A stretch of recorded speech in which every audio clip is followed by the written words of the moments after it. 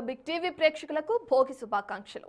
ఇక సంక్రాంతి సమరాలు భోగి మంటలతో అట్టహాసంగా ప్రారంభమయ్యాయి. అటు పల్లెల్లోనే కాకుండా ఇటు నగరాల్లోనూ పండుగ వాతావరణం ఉట్టిపడుతుంది. విశాఖపట్నంలోని ఆంధ్ర యూనివర్సిటీ గ్రౌండ్ లో మాజీ ఎంపీ జీవీఎల్ నరసింహారావు ఆధ్వర్యంలో ఏర్పాటు చేసిన సంక్రాంతి వేడుకలకు విశేష స్పందన లభిస్తుంది. తెల్లవారుజాము నుంచే నగరవాసులు పెద్ద ఎత్తున గ్రౌండ్స్ కు చేరుకుని భోగి మంటల వద్ద సందడి చేస్తున్నారు. 3 రోజుల పాటు జరిగే ఈ సమరాల్లో భాగంగా మొదటి రోజైన భోగి నాడు విశాఖ వాసులు ఉత్సాహంగా పాల్గొన్నారు.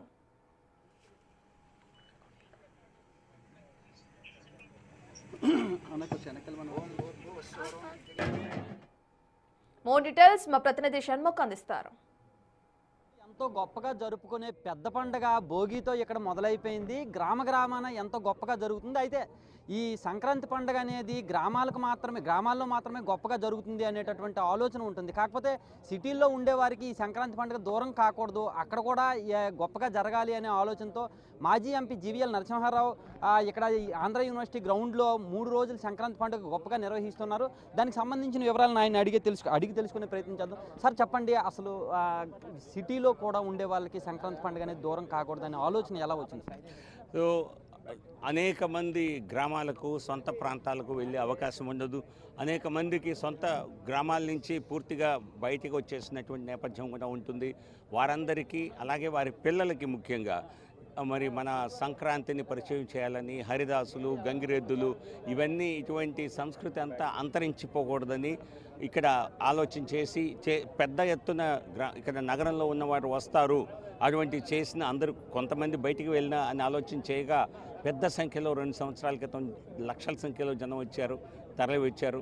సో అదే సంస్కృతిని అదే సంప్రదాయాన్ని కొనసాగిస్తూ 3వసారి కార్యక్రమాలని చేసి దీన్ని అత్యద్భుతంగా ఇక్కడ ఈ ప్రాంగణంలో ఏయూ గ్రౌండ్స్లో విశాఖపట్నంలో గ్రామ వాతావరణాన్ని సృష్టించి పల్లె వాతావరణంతో పాటుగా ఇక్కడ ఆవులు, ఇక్కడ అలాగే మన హరిదాసులు, గంగిరెద్దులు, ఇటువంటి అలాగే జానపద నేపథ్యాలు, ఫోక్ ఆర్ట్స్, డప్పు డాన్సులు, కొమ్మకోయ కేవలం ఈ ప్రాంతానికే కాకుండా రాష్ట్రం మొత్తంలో ఉన్నటువంటి అన్ని ఫోక్ ఆర్ట్స్ని ఇక్కడ పర్ఫామ్ చేసే విధంగా ఏర్పాటు చేయడం జరిగింది. పెద్ద ఎత్తున విశాఖవాసులు వచ్చి వారి పిల్లలతో చాలా చక్కటి సమయంలో ఆనందిస్తున్నారు. చాలా సంతోషంగా ఉంది.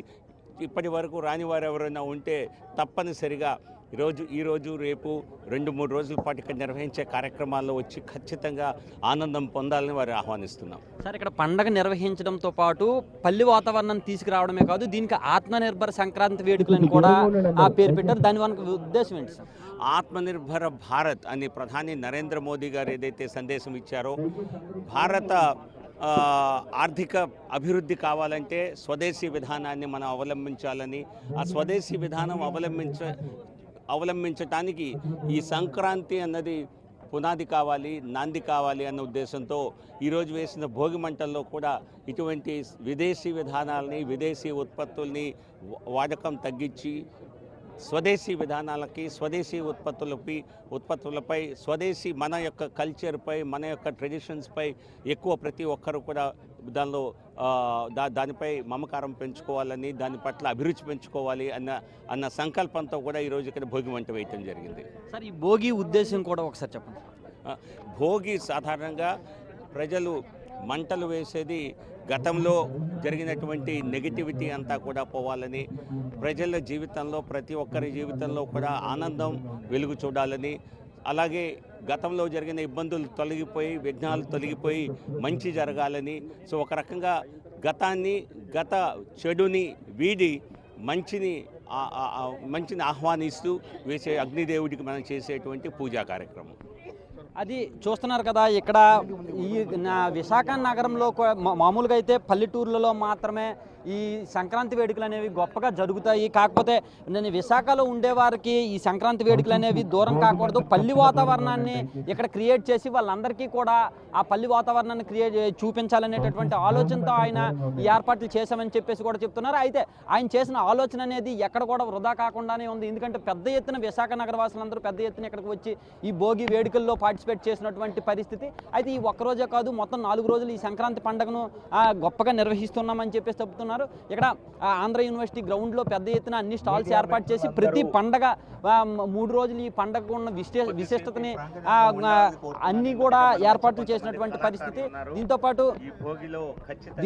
దీంతో పాటు ఒక్క మామూలుగా ఈ సంక్రాంతి వేడుకలను మాత్రమే కాకుండా ఆత్మనిర్భర సంక్రాంతి అనే పేరుతో దీన్ని వేడుకలు నిర్వహిస్తున్నారు. అంటే మనం స్వావలంబన సాధించాలి, మనకు కావాల్సిన వస్తువులను మనం స్వతహాగా తయారు చేసుకోవాలనేటటువంటి ఆలోచనను కూడా చూపిస్తున్నారు. దీంతో పాటు ఇంకా చూసుకుంటే ఇప్పుడు భోగి విశిష్టత విషయానికి వచ్చినట్టయితే మనలో ఉండేటటువంటి చెడు ఆలోచనలు కావచ్చు, చెడు భావోద్వేగాలు కావచ్చు, వీటన్నింటినీ కూడా భోగి మంటల్లో కాల్చేసి కొత్త ఆలోచనలతో, కొత్త భావోద్వేగాలతో మంచిగా ముందుకు వెళ్ళాలి, మళ్ళీ కొత్తగా మన జీవితాన్ని స్టార్ట్ చేయాలనేటటువంటి ఉద్దేశంతో భోగి పండుగను జరుపుకుంటామని చెప్పేసి ఇక్కడ జీవీఎల్ నరసింహారావు కావచ్చు, లేదంటే ఇక్కడ విశాఖ వాసులు కూడా చెప్తున్నటువంటి పరిస్థితి. కెమెరామెన్ అజయ్తో షణ్ముఖ్, బిగ్ టీవీ,